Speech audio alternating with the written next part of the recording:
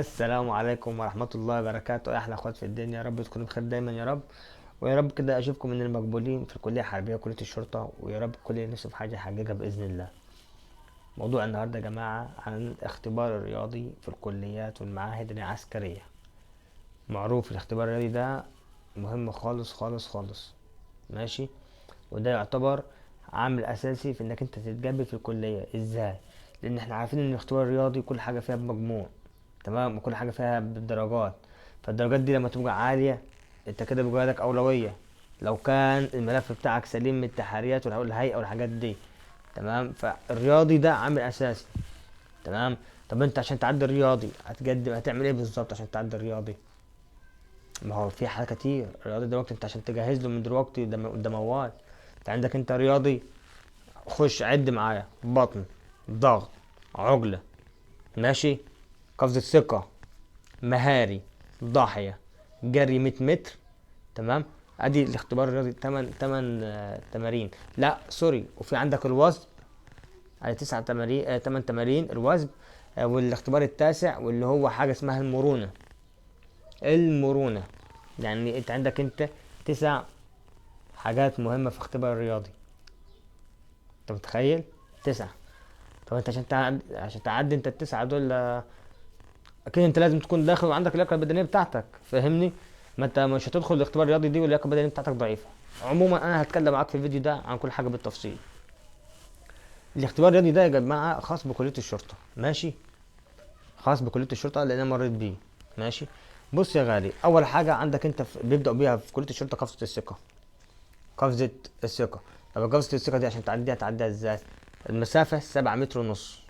المسافه 7 متر ونص، وانا طبعا هتكلم في قفزه الثقه في اختبار وحدي، ماشي. هتكلم عنها في فيديو وحدي، سوري، قفزة الثقة هتكلم عنها في فيديو وحديها عشان ده مهم خالص، ماشي. بس هو اول حاجة قفزة الثقة هتبدأ بيها. بعد كده هتبدأ بحاجة اسمها المهاري. المهاري ده يا جماعة مهم خالص وما فيهوش التماس في كلية الشرطة، ولا قفزة الثقة ما فيهاش التماس، وهما اتنين إجباري، ماشي. فعندك انت هنا المهاري ده، عشان تعدي المهاري ده يعني حاجة ملحوظة مهمة خالص قد كده في المهاري. عموما المهاري هتمسك كورة وزنها 5 كيلو، تمام. يعني بص، في حواجز كده، حواجز هتعدي من تحت الحواجز دي، هتعدي من تحتيها، ماشي، تمام. هتروح ماسك الكورة 5 كيلو، هتحطها في مكان حجرة كده، حفرة كده، تمام، هتحطها فيها، تمام. بعد كده هتمشي في حصان طوله متر، متر و10 سنتي، متر و20 سنتي كده يعني، ماشي. فانت هتفوت منه، تمام، عادي تلمسه وتنزل، تفوت يعني تبوط في الحصان وتنزل عادي. مش لازم تفوت كده شغلبازات من غير ما تلمسه، لا عادي تلمسه مفيش مشكله. ده الحصان، تمام. تالت حاجه حواجز كده، تمام، دي حواجز هتعديها من غير ما تلمسها، تمام، سهله خالص، ماشي. هتروح داخل بعد كده على في خط كده، لازم تقف على الخط ده وتدي الانتباه. تدي الانتباه يعني تضرب رجلك في الارض كده وهيقول لك اتفضل تتفضل. الملحوظه هنا انك انت لو عديت الخط ده، تمام كده انت سقطت، فهمني؟ بس يبقى انا قلت اول حاجه قصه الثقه، تاني حاجه المهاري ده، المهاري ده انا اتكلمت عنه. بعد كده هيجي لكم اتوبيسات، ده في كليه الشرطه، خليكم مركزين على دي. هيجي لكم اتوبيسات، والاتوبيسات دي هتاخدكم بقى فين؟ على ارض الملاعب. على ارض الملاعب، وباقي الاختبارات كلها هناك، ماشي. اول حاجه يا صاحبي، الملاعب دي هتخش على نظام العجله. طبعا في نظام كده اللي هو ايه، حديد كده، تمام، نظام مربعات، وكل واحد داخل قدامه شخص بيعد له العجله. هيقول لك حد ادنى 16، لكن انت لو جبت له 14، جبت له 13 كده انت نقصت من الدرجات بتاعتك، تمام. لكن جبت له اكتر من 16 يبقى انت كده بتزود من الدرجات بتاعتك، فاهمني؟ طب المسكه اللي ليها مسكه معينه ليها كده ولا كده؟ لا عادي تمسكها كده مش مشكله، تمام، وهي كده اسهل طبعا. بس تجيب اقل حاجه 16 ده عشان انت تقفل الرياضي بتاعك، ماشي. خلصنا العجله وخلاص كده دخلت على الملعب. ملعب كده ملعب 11 كلنا عارفينه، ماشي. قبل ما تبدا الضاحيه هتبدا حاجه اسمها ال 100 متر.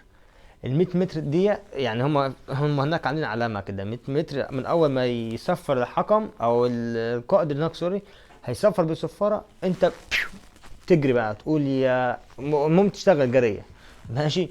تشتغل تجري تجري تجري، وهو هناك التايم شغال، اول ما يصفر كده التايم عنده اشتغل، تمام. هشوفك انت جريتها في قد ايه. هو الحد الاقصى ليها 14 ثانيه، 14 ثانيه، فاهمني؟ فانت عشان تجري في الفتره دي يعني اقل حاجه تجيبها في 11 13 ثانيه 14 ثانيه، يبقى انت كده قفلت الرياضي.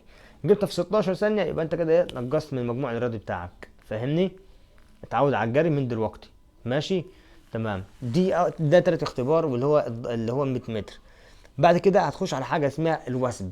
الوثب في نظام كده مربع، ماشي، مربع كده طويل شويه، وفي المربع ده في مسطره على جنب، تمام، مكتوب فيها سنتي 2 3 متر مترين كده لحد لما ايه توصل 3 متر، ماشي.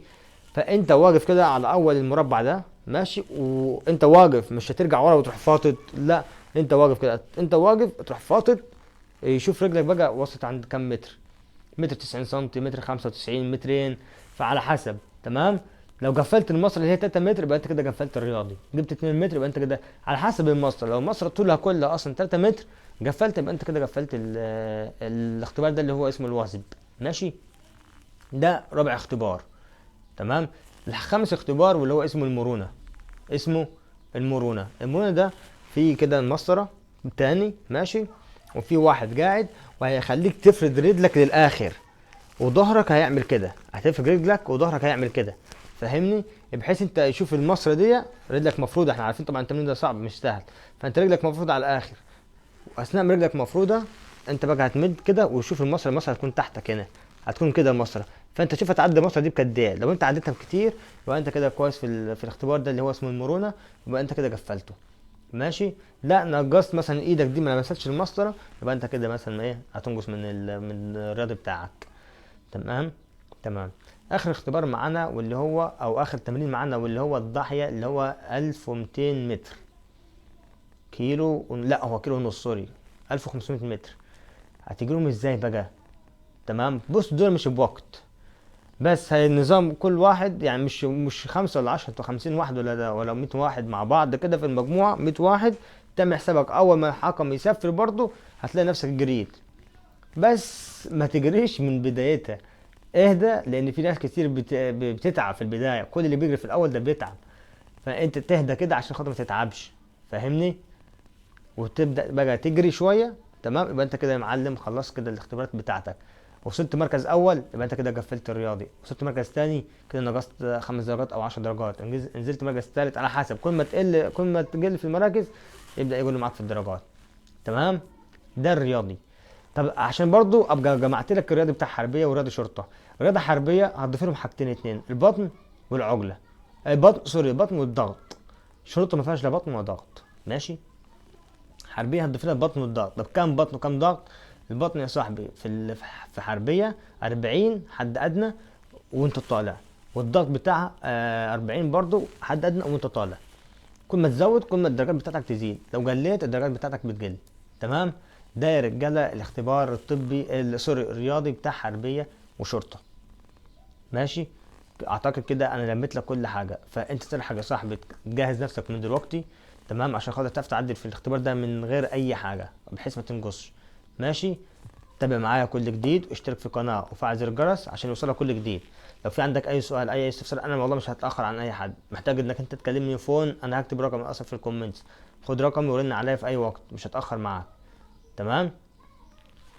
بالتوفيق يا احلى ظباط ان شاء الله، تحياتي ليكم.